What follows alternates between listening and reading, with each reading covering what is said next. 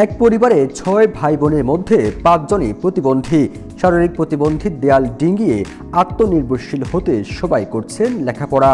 অত্যন্ত মেধাবী ও পরিশ্রমী হওয়ায় নিজের পায়ে দাঁড়াতে চান তারা।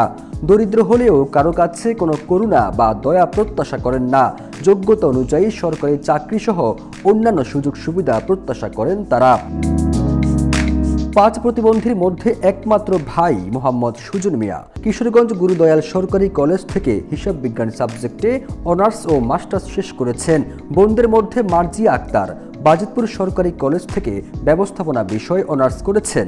জহুরা খাতুন কটিয়াদি ডাক্তার আব্দুল মান্নান মহিলা কলেজ থেকে এইচএসসি পরীক্ষা দিয়ে উত্তীর্ণ হয়েছেন।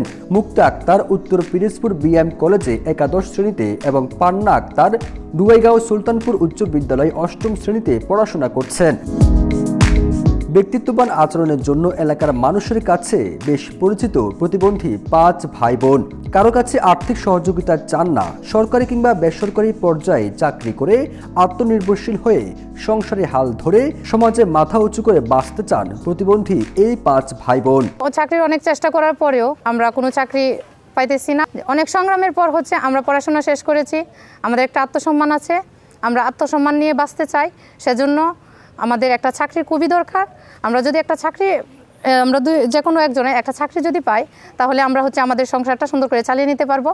আমরা কারো কাছে কখনো হাত পাতে চাই না। কিশোরগঞ্জের বাজিতপুর উপজেলার পিরোজপুর ইউনিয়নের বিলপাড় গজারিয়া গ্রামের মৃত মহরম আলী ও ফুলবানু দম্পতির এক ছেলে ৫ মেয়ে।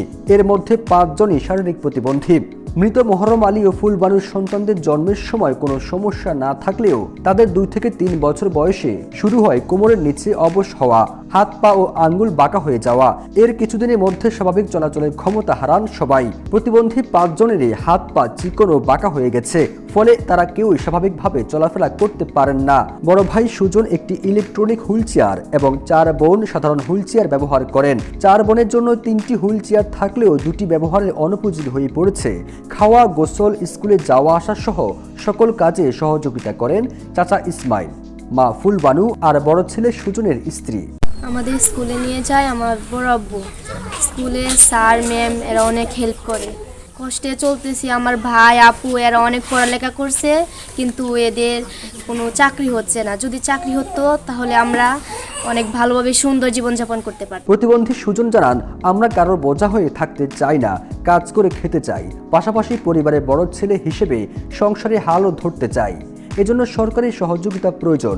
সরকার কর্মসংস্থানের ব্যবস্থা করে দিলে আমার পক্ষে সব বাধা পেরিয়ে সংসারের সকল প্রতিবন্ধকতা দূর করা সম্ভব হবে। আমরা এত কষ্ট করে সংগ্রাম করে লেখাপড়া শেষ করেছি শুধুমাত্র একটা উদ্দেশ্যে, আমরা যাতে পরিবারটা নিয়ে সুন্দর করে চলতে পারি, আর এর জন্য প্রয়োজন একটা চাকরির। কিন্তু আমরা অনেক পরীক্ষা দিয়েছি, কিন্তু কোনো চাকরি ম্যানেজ হচ্ছে না। তো সরকারের কাছে এবং সংস্থাগুলোর কাছে আমার একটাই দাবি, যদি তারা আমাদের একটা চাকরি দেয় তাহলে আমরা আমাদের আত্মসম্মান এবং পরিবারকে নিয়ে সুন্দরভাবে। চাচা মোহাম্মদ ইসমাইল হোসেন জানান, আমাদের কোনো সন্তান নেই, তারাই আমার সন্তান। আমার ছোট ভাই মহরম আলী ৮ বছর আগে মারা যান। সুজন ও মার্জিয়া অনার্স ও মাস্টার্স শেষ করেছেন। তাদের কর্মসংস্থানের ব্যবস্থা করা হলে সংসারে হাল ধরতে পারবে। ছোট ৩ বোন কলেজ ও স্কুলে পড়াশোনা করছে।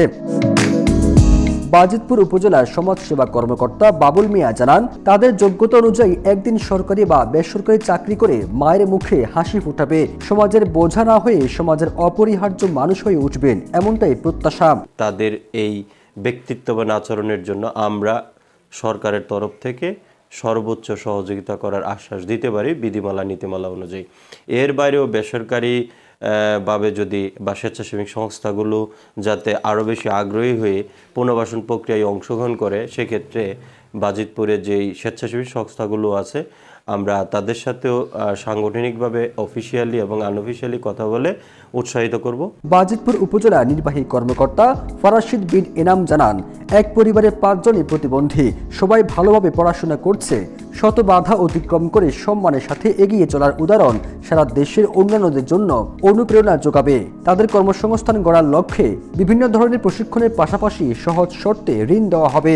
বাজিতপুর উপজেলায় এমন একটি পরিবারের কথা আমরা জানতে পেরেছি যেখানে ৫ জন একই সাথে প্রত্যেকেই ভালোভাবে পড়াশোনা করছে এবং উচ্চশিক্ষায় শিক্ষিত হয়েছে।